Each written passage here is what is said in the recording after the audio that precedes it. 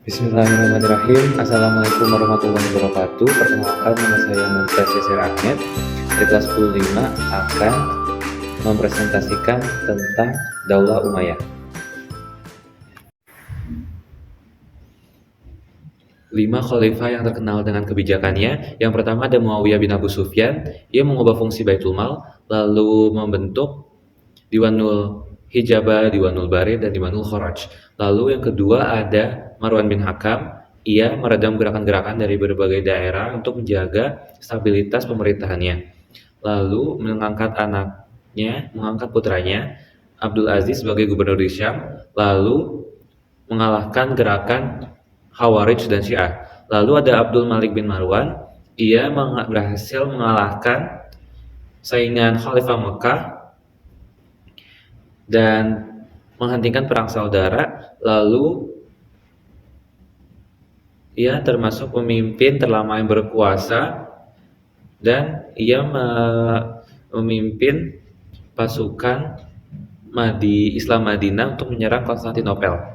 Lalu dilanjut dengan Walid bin Abdul Malik. Kebijakannya itu pembangunan proyek infrastruktur, lalu kebijakan ekonomi dan pajak,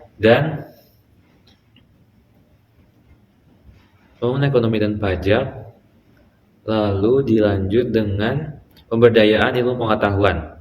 Lalu ada yang kelima, Umar bin Abdul Aziz.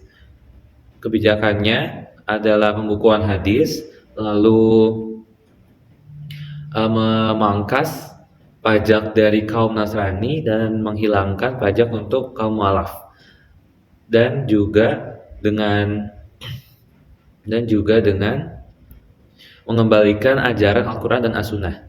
Lalu ada beberapa faktor yang menyebabkan kehancuran Bani Umayyah. Yang pertama, ketidakpuasan orang-orang Muslim non-Arab, yaitu yang sering disebut Mawali. Lalu yang kedua, sistem pemilihan berdasarkan garis keturunan atau monarki hereditis. Lalu ada yang ketiga, terjadinya persaingan antara suku Arab Utara dan suku Arab Selatan. Yang keempat, ada konflik-konflik dari berbagai daerah yang melatar belakangi terbentuknya Daulah Umayyah pada masa awal pembentukan. Dan yang kelima, meningkatnya kekuatan Abbasiyah dari kalangan Bani Hashim, dari keluarga Hashim. Lalu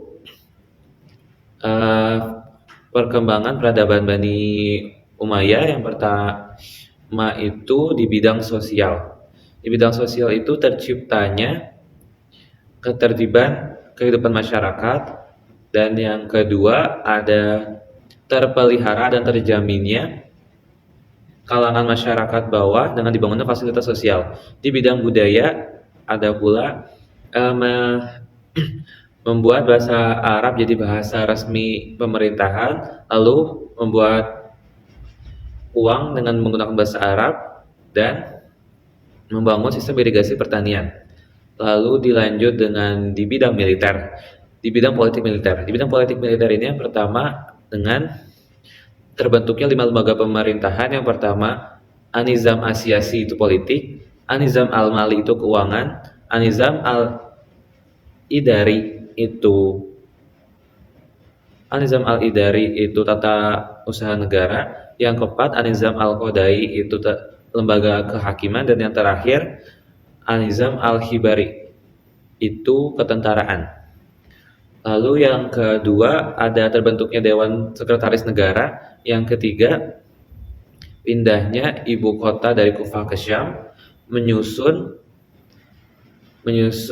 organisasi pemerintahan, dan yang terakhir mengubah sistem pemerintahan dari demokrasi ke monarki atau kerajaan. Dan di bidang arsitektur itu dengan berdirinya 2 masjid. Yang pertama Masjid Daulah Umayyah di Damaskus dan Masjid Baitul Maqdis di Yerusalem. Baik, kira-kira itu saja yang bisa saya sampaikan. Kurang lebihnya mohon maaf. Wassalamualaikum warahmatullahi wabarakatuh.